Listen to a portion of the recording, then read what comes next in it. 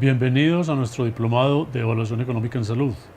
Damos inicio al desarrollo de nuestro contenido mediante el módulo 1 que nos invita a estudiar los aspectos básicos de la economía y cómo los aplicamos a salud. En el día de hoy nos ocuparemos entonces de abordar los principales conceptos que podemos tomar de la economía y que serán la base fundamental para comprender los diferentes aspectos que estudiaremos hacia adelante.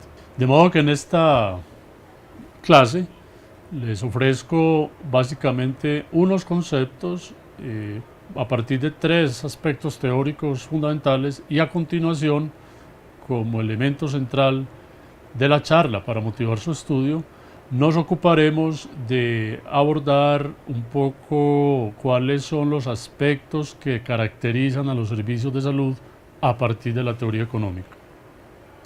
Sea lo primero entonces reconocer que la economía es una ciencia y como tal tiene un objeto de estudio propio. Esto significa reconocer una brecha entre necesidades y recursos. Vamos a ilustrarlo con esta gráfica, lo que significa la problemática económica en materia de salud, tanto para los individuos como para las sociedades. Observemos que estamos relacionando en el eje horizontal la variable tiempo y en el eje vertical la variable denominada recursos o gastos. Estamos diciendo cómo a lo largo del tiempo la sociedad puede invertir más recursos para atender las necesidades en salud. Entonces observamos que desde la perspectiva de la demanda existen diversos factores que hacen que a lo largo del tiempo el gasto en salud es creciente. Y esto lo podemos medir como un porcentaje del PIB o del Producto Interno Bruto destinado a salud, lo cual puede tomarse, digamos, como estadística de muchos países, que hace unos 50 años, digamos, el promedio mundial pudiera ser del orden del 4%, hoy está en el orden del 10%.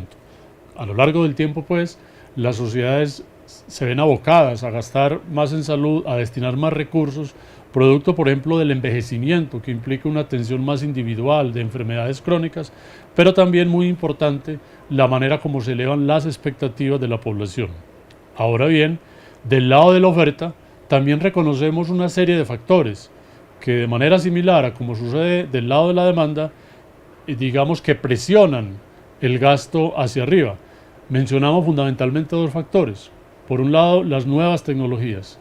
Permanentemente recibimos en el mercado nuevos medicamentos, nuevas técnicas diagnósticas que están allí disponibles para que los individuos o los sistemas de salud, digamos, los empleen, y esto presiona por un mayor gasto. Pero también no podemos desconocer los incentivos que tienen los proveedores, entiéndase por ello todo el complejo que se relaciona en torno a los hospitales, a la profesión médica, a todas las profesiones de la salud, de modo que el ejercicio de esa profesión puede estar también mediada por un incentivo que lleve a elevar un poco el gasto. En resumen, la sociedad en general, en toda la historia y en todos los países, se ve entonces presionada a elevar su gasto en salud. Tenemos entonces que las sociedades van a estar abocadas a un gasto creciente en salud. El caso más dramático hoy es ver a los Estados Unidos destinando entre el 16 y el 18% de su producto a salud. El promedio en el mundo está cercano al 10% y para Colombia es el 7%. Pero si observamos la línea de abajo, es el comportamiento de los recursos. Esto es lo que llamamos entonces desde el punto de vista económico una brecha creciente entre lo que la medicina es capaz de hacer, lo que la sociedad estaría interesada en recibir, pero lo que es económicamente factible. En este punto encontraríamos entonces una posible solución, de modo que en sentido ideal decimos, bueno, de todas las tecnologías disponibles en el mercado, la sociedad se compromete a asignar, a reconocer a cada individuo un conjunto más limitado, pero de carácter universal, y además se compromete también a elevar los recursos, de modo que este punto lo podemos identificar como una cierta demanda legitimada, es decir, la sociedad puede encontrar aquí una solución que definitivamente va a estar mediada por un proceso político. A partir de lo anterior, donde descansa el objeto fundamental de la economía, esa brecha, esa tensión entre necesidades y recursos, Los economistas entonces desarrollamos una serie de herramientas analíticas que nos permiten ilustrar esta problemática. Una muy destacada se llama la frontera de posibilidades de producción. La frontera lo que hace es asumir que una sociedad cuenta, por ejemplo, con dos recursos, un recurso X y un recurso Y, y que el empleo de esos recursos nos va a generar un producto que está limitado por esta frontera, por eso lo llamamos la frontera de posibilidades. Nos está separando, nos está definiendo un límite entre lo que es factible o posible, que es lo que está al interior del área verde, y lo que es inalcanzable, que es lo que está por fuera. De modo que con este recurso, uno diría, la sociedad, supongamos, solo puede destinar sus recursos a producir medicamentos o producir libros. De modo que cualquier punto dentro de la frontera de producción lo llamamos un punto eficiente, o se alcanza la eficiencia en el sentido de Pareto. ¿Qué significa eso? No es posible, por ejemplo, pasar de este punto en donde la sociedad es eficiente porque está destinando los recursos de la manera más óptima a plena capacidad. No es posible, por ejemplo, obtener más libros, que sería movernos hacia arriba, sin que necesariamente tengamos que sacrificar medicamentos, de modo que el movimiento se da en esta dirección. La sociedad va renunciando a medicamentos, moviéndose a la izquierda en la medida en que va ganando libros. Esto es lo que se conoce entonces como, por un lado, la eficiencia, es cualquier punto que encontramos a lo largo de la frontera, pero muy importante, el intercambio que se da entre uno y otro lo reconocemos como el costo de oportunidad. ¿Cuánto sacrifica la sociedad para producir más de libros? Renunciando a medicamentos. Es el concepto, uno de los conceptos más abstractos que empleamos en el análisis económico. En la medida en que los recursos son limitados, están escasos, entonces decidimos destinar a una alternativa y no a otras. Uno de los esfuerzos que hacemos en nuestro análisis, pues, es identificar cuál es el costo de oportunidad. Pero también, como quedó planteado en la diapositiva anterior, nosotros ilustramos la eficiencia. Decía que cualquier punto demarcado a lo largo de la frontera es eficiente, es decir, no es posible aumentar en este caso los medicamentos sin que sacrifiquemos la cantidad de libros. Pero puede ser que tengamos cualquier punto dentro del área sombreada, como el punto C, en donde lo que estamos encontrando es una ineficiencia. Valga decir, a los economistas nos alcanza a encontrar esto porque lo que estamos diciendo es que con los recursos disponibles es posible incrementar la cantidad de libros o incrementar la cantidad de medicamentos o incluso incrementar la cantidad de ambos a la vez. Es decir, toda esta área la vamos a identificar como ganancias de eficiencia. En nuestro ámbito de la vida diaria, en los servicios de salud, es importante ser capaces de desarrollar análisis que nos permitan señalar qué tan posible es esto, es decir, que con los recursos disponibles podamos alcanzar mejoras de eficiencia. Por ejemplo, para el sistema de salud colombiano, muchos economistas y analistas coincidimos en que los recursos que hoy dispone la sociedad colombiana, cerca del 7% del Producto Interno Bruto, pudieran generar mejores resultados, por ejemplo, en términos de esperanza de vida o de reducción de la mortalidad. Finalmente, en esta parte muy conceptual, que ustedes podrán ampliar con sus lecturas, una aplicación muy importante en este ejercicio de relacionar necesidades y recursos se refiere a diferenciar la racionalización del racionamiento. En este caso, nosotros estamos relacionando en el eje de las X los costos de un tratamiento y en el eje de las Y los beneficios. En general, se espera que un incremento en los costos, es decir, la aplicación de mayores recursos, traiga mejoras, digamos, desde el punto de vista del estado de salud. Sin embargo, bien se puede plantear, mediante fenómenos como la iatrogenia, ¿qué tal si aumentando aún más los recursos para salud, la atención, digamos el suministro de medicamentos o de tecnologías a un paciente, pudiera de hecho deteriorarse su estado de salud, de modo que la curva se vuelve hacia abajo? Es allí entonces donde nosotros podemos decir que existe tal vez un máximo nivel de beneficio posible, dados los recursos con que contamos, y que la sociedad puede demandar entonces la posibilidad, bien sea de estar por acá en un punto donde los recursos que está utilizando la tienen en una situación desfavorable, o ubicarse en un plano en donde pudiera mejorar su estado de salud.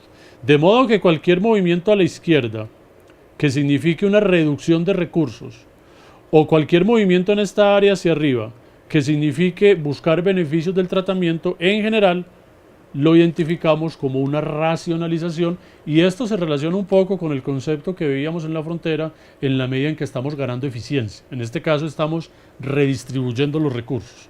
Un fenómeno que ha sido planteado en varias oportunidades para explicar esto. De hecho, la gráfica la tomé de un autor norteamericano, Reinhardt, quien en 1995, con ocasión del debate entre demócratas y republicanos, se discutía la opción de crear un seguro de salud para Estados Unidos, y el gran argumento era precisamente que muchos norteamericanos estaban en esta área, en donde estaban recibiendo muchos recursos, gastando muchos recursos, pero su estado de salud era definitivamente precario. Si reducimos los recursos para estos sectores de población y los asignamos a otros que necesitan más recursos, más atención, entonces muy posiblemente la sociedad gane en su conjunto. Ahora bien, cosa distinta sería cuando aplicáramos un racionamiento, que es cuando muchos enemigos de la distribución, digamos, plantean que lo que hay detrás es un intento de recorte. El racionamiento ciertamente implicaría reducir prestación de servicios en esta área. Por ejemplo,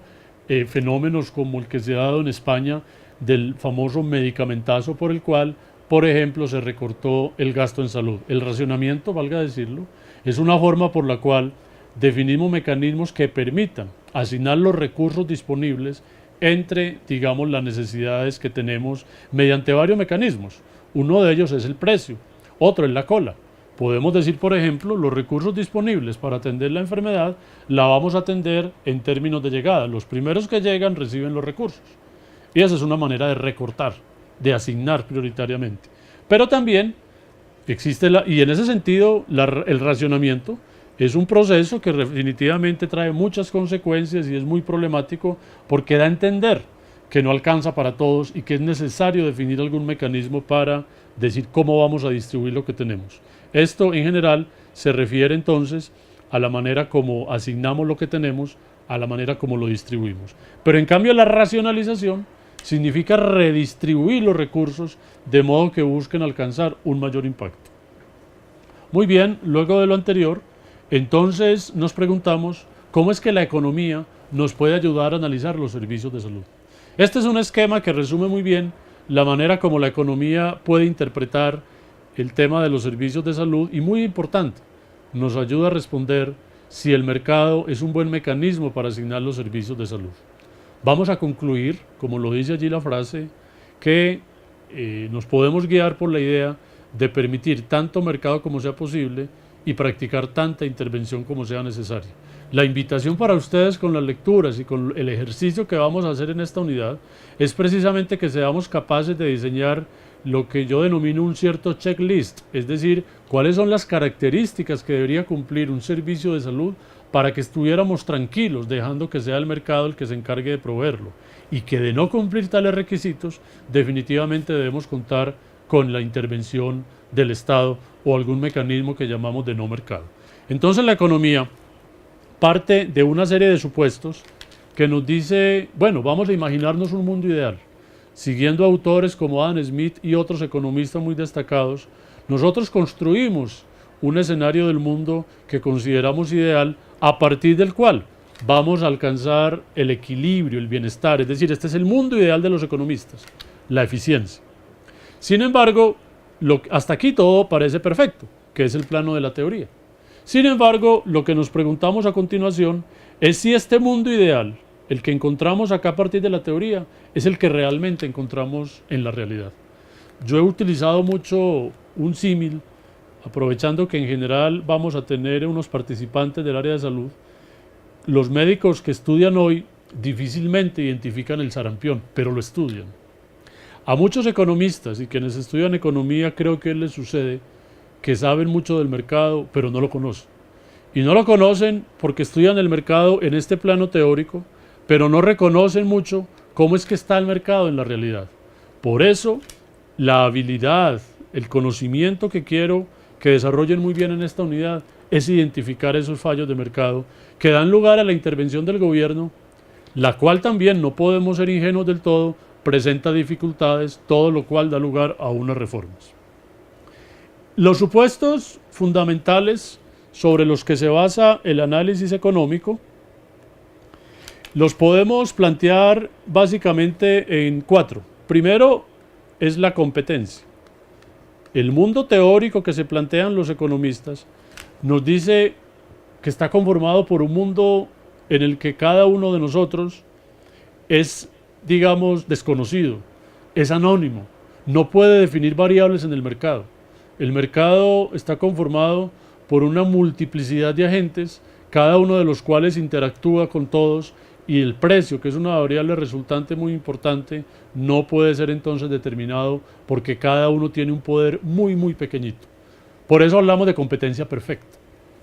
En segundo lugar, muy importante, está la idea de la racionalidad individual, un supuesto muy importante que toma la economía, que yo diría nos recuerda también el carácter de ciencia de conducta de la economía, y acá es importante reconocer un poco la conversación que podemos hacer con la psicología en la medida en que estamos suponiendo que los individuos se comportan de cierta manera.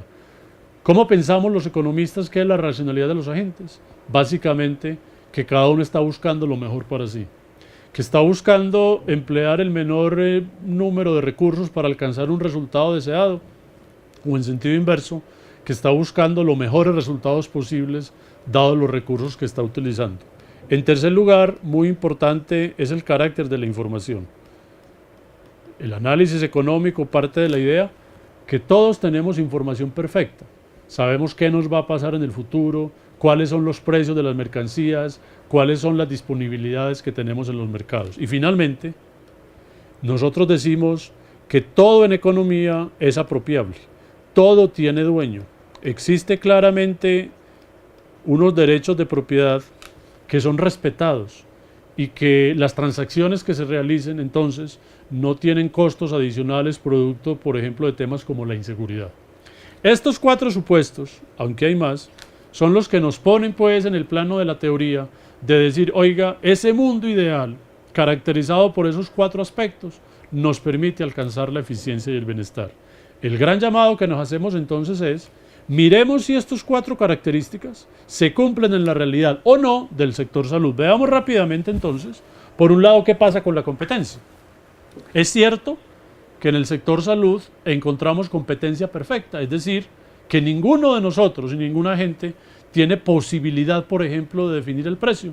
Encontramos entonces una multitud de fallos de mercado que nos dicen, oiga, en el sector salud como en otros, hay definitivamente muchos fallos de mercado, por ejemplo el monopolio, que puede tener alguna industria, como a veces la industria farmacéutica, como los hospitales en ciertos puntos, como aseguradores también, pero el monopolio natural, que en sí mismo es una negación de la competencia, porque lo que nos dice es que a veces es mejor tener uno solo que tener competencia.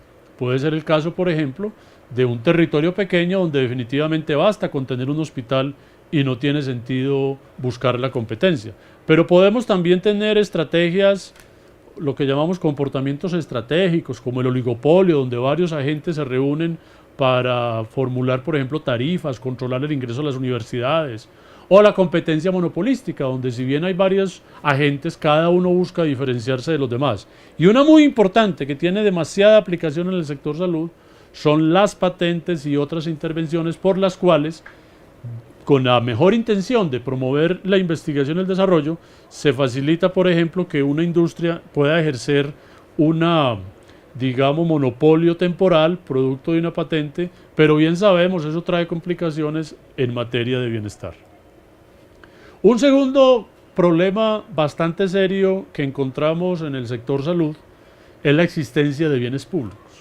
Partimos de decir que este mundo ideal, en él se intercambian bienes privados, pero lo que tenemos en la realidad del sector salud y de muchos sectores es que no todo lo que hacemos está caracterizado por estos 4 aspectos, que son los de los bienes privados puros, es decir, que se puede aplicar la exclusión vía precio, que exista rivalidad o competencia en el consumo, es decir, que el bien se agote, que sea individualizable, que el beneficio sea exclusivo para la persona que consume y además que la revelación, que el deseo por tener ese bien o servicio pueda manifestarse mediante el precio. Lo que encontramos en general, en muchos aspectos, piensen ustedes en la vigilancia epidemiológica, en campañas, digamos, de control de vectores, constituyen buenos ejemplos de bienes públicos o incluso hay una serie de bienes que podemos llamar mixtos que están con características como de bien privado pero también de bien público.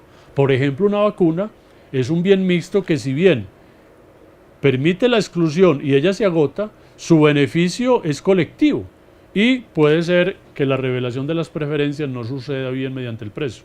Es común no aceptar fácilmente que una vacuna sea, por ejemplo, un bien privado. Pero la clave para un bien privado es que sea individualizable, que sea divisible. Cada vacuna constituye una dosis para un individuo y al tiempo que estamos vacunando a una persona, esa misma dosis no está disponible para otro. Una vacuna podrá ser un bien público puro el día en que, por ejemplo, lanzando desde un avión en el aire una sola dosis pueda vacunar a toda la ciudad. Segundo problema, pues, o conjunto de problemas característicos del sector salud, la existencia de los bienes públicos. Tenemos también como una modalidad, si se quiere, específica de los bienes públicos, las externalidades. Las externalidades son efectos ocasionados por el comportamiento de alguna gente que el sistema de precios no es capaz de resolver. En economía partimos de reconocer la igualdad entre los costos y los beneficios. De modo que una persona recupera los costos de su inversión mediante la venta en el mercado y la idea es que se constituye una igualdad que denominamos el costo marginal es igual al beneficio marginal.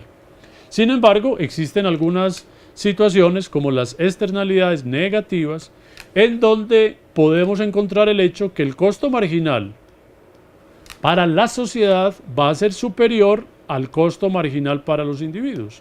Alguien, la sociedad en este caso, estaría asumiendo unos costos que el individuo no calcula en el sistema de precios. Por ejemplo, en el caso de la industria y la contaminación del aire, encontramos que los costos que calcula el industrial van a estar concentrados en el uso de los insumos, la materia prima, el recurso humano, etcétera, pero él no va a tener en cuenta este costo marginal social que significa el deterioro del medio ambiente. Por lo tanto, el precio al que él está buscando mercadear, ofrecer su producto, es inferior al que representa el costo marginal de toda la sociedad y esto hace que la sociedad esté consumiendo mucho de algo malo como es la contaminación. Creo que es un problema bastante serio en el día de hoy que, por fortuna, también podemos tener ejemplos de externalidades positivas muy comunes en salud.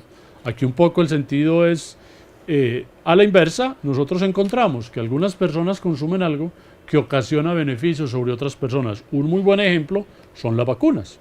Un niño, una persona se vacuna y él va a estar, digamos, exento al prevenir la enfermedad de algunas de estas enfermedades, pero en la medida en que se relaciona con otros, va a favorecerlos a ellos. En estos casos, nosotros vamos a tener que el beneficio marginal social es superior al beneficio marginal individual. Por eso es importante, en este caso, aplicar subsidios o incluso el suministro gratuito de aquellas cosas que generan externalidades positivas. En el caso anterior, de las externalidades negativas, entonces las herramientas de regulación son realmente bastantes, se resumen usualmente en tres: es aplicar impuestos, es el caso del impuesto corrector, aplicar el impuesto a aquellos que están ocasionando daños sobre el medio ambiente o que están generando también externalidades sobre el sistema de salud, como es el caso del consumo de tabaco, o definir regulaciones. Entonces definir, por ejemplo, la restricción del uso del carro, de las zonas de fumadores, finalmente establecer un esquema de multas. Finalmente, frente a este panorama de lo que significan los fallos del mercado, que es lo que ustedes van a examinar buscando caracterizar el sector salud, encontramos un concepto que a mí personalmente me entusiasma mucho porque la economía conversa mucho con la filosofía y también con la política. Me refiero a los bienes preferentes, que nos está diciendo que aquí lo que falla es la racionalidad. Recordemos, hemos dicho la economía parte de reconocer la racionalidad del individuo en el entendido que cada uno está buscando lo mejor para sí. Sin embargo, encontramos ejemplos en los cuales esta racionalidad parece limitada o incluso pudiera convertirse, producto de las preferencias, curiosamente en una irracionalidad.